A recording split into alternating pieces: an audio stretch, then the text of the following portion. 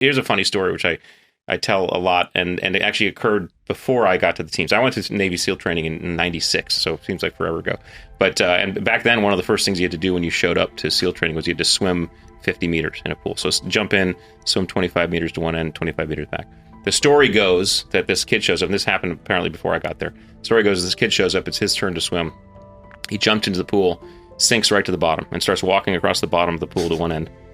Walks across the bottom of the pool back to the other end, comes up, he's gasping for air, nearly drowning. The instructor looks at him and says, "What the hell are you doing?"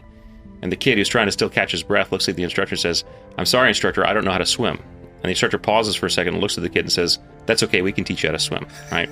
And the whole point of that is that the instructor knew that if this kid had the qualities, the attributes, whatever you want to call it, to show up to Navy SEAL training, one of the most elite maritime units on the planet, and he didn't know how to swim, he had everything inside of him that we needed for him to be a Navy SEAL. Teaching him the skill of swimming was going to be the easy part. That's just easy. So I think given the appropriate attribute combination, you are then set up to learn all the requisite skills that you need to learn in that environment. Training is really for skill development. I mean, that's how I would define it. You train for skills.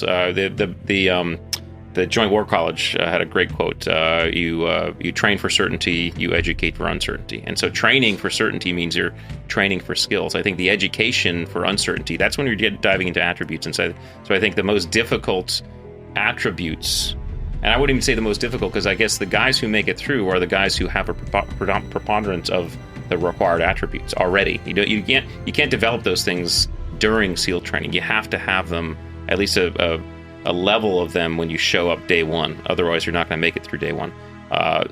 So given those attributes, you are then able to train in whatever discipline the SEAL teams require.